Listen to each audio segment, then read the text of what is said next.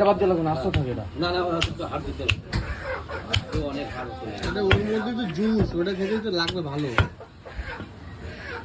একদম জেলি ভরা রয়েছে ওটার মধ্যে। জেলি সব বেরিয়ে গেছে, ফাটে গেছে। ফেটে গেছে।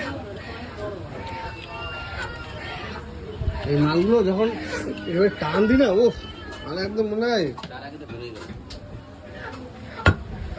আস্তে থাকলেই ভালো লাগে।